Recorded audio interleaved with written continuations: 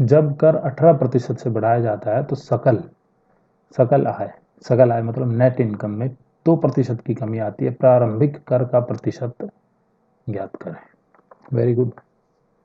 अब देखिए, इसमें आप 100 वगैरह मान के करेंगे तो आपका दिमाग खराब हो जाएगा। इसके भी दो तरीके। पहले फार्मूला बता दूं या तरीका? चलो पहले बताता हूँ तरीका। जब कर 18% से बढ़ाया जाता है तो सकल आय में 2% की कमी आती है। तो आप देखिए, कर जब 18 से बढ़ा रहे हैं, सकल आय में कमी कितने की आ रही है? 2% की। अगर आपकी इनकम मान लो 100 थी, उस पर टैक्स, कंसेप्ट एक्सप्लेन कर रहा हूँ यहाँ पे, टैक्स परसेंटेज अगर 20 रहेगी तो आप कितना टैक्स दोगे? 20 का टैक्स दोगे। ठीक है। अगर आपकी, और इधर लिख देते हैं नेट इनकम रहेगी 80, 30 अगर टैक्स लग रहा है 30%, तो 30 और नेट इनकम रहेगी 70। इसी तरह अगर 40% टैक्स लग रहा है तो 40 टैक्स दोगे और नेट इनकम रहेगी 60। तो एक चीज देखिए आप कि जितने परसेंट टैक्स बढ़ रहा है, टैक्स अगर 20% है तो आपकी नेट इनकम उतनी ही कम हो जा रही। ठीक है। टैक्स बढ़ेगा, आपकी नेट इनकम घटेगी। तो जब इस केस में टैक्स को 18% बढ़ाया जाता है तो सकल आय में 2% की कमी आती है। ठीक है। तो मतलब जो हम टैक्स पे कर रहे हैं उसका 18% सकल आय के 2% के बराबर है। तो आप क्या लिख सकते हो? टैक्स का रेट है उसको हम मान लेते हैं टी, उसका 18% is equal to net income का 2%। क्लियर है? टैक्स रेट का 18% is equal to net income का 2%। इतना आपको क्लियर है ना? अब देखिए, यहाँ से आपको क्या मिलता है?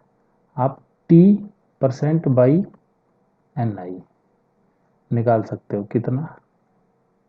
2/18, 1/9। या आप इसको सिंप्लीफाई करके ऐसे लिख दीजिए, N I is equal to 9 times of tax percentage, जो भी है। ठीक है, इतना क्लियर है? अब देखिए, आपकी टोटल इनकम कैसे निकलेगी? टोटल इनकम का फार्मूला क्या होता है?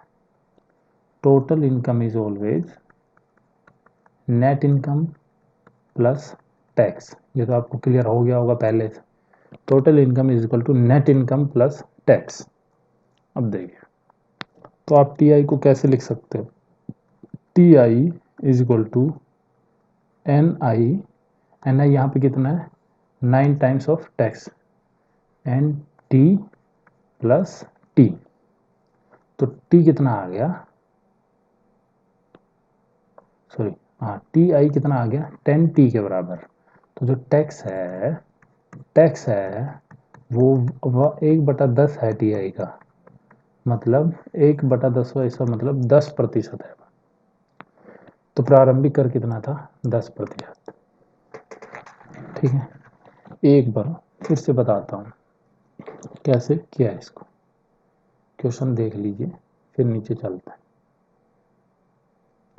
देखिए, टोटल इनकम है वो सेम रहेगी, आपकी नेट इनकम घटेगी बढ़ेगी, टैक्स घटेगा बढ़ेगा, लेकिन जितना टैक्स बढ़ेगा उतनी नेट इनकम घटेगी। तो टैक्स कितना बढ़ाया है? 18% ऑफ टैक्स। वो नेट इनकम कितनी घटी? 2, तो 2% ऑफ नेट इनकम। ये सिंपल इक्वेशन है। यहाँ से आपका एन आई और टी का रेशियो आ जाता है। तो एन आई कितनी आ जाती है? 9 टाइम्स ऑफ टी। ओके। अब टोटल इनकम का फार्मूला आप लगा दोगे जो कि एन आई प्लस टी होता है। यहाँ से टोटल इनकम आ जाएगी 10 टाइम्स ऑफ टैक्स। टैक्स आ जाएगा 1/10 टाइम्स ऑफ टोटल इनकम।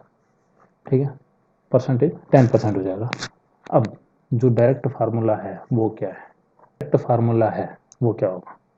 थोड़ी जगह बनाते हैं इधर। डायरेक्ट फार्मूला आपका होगा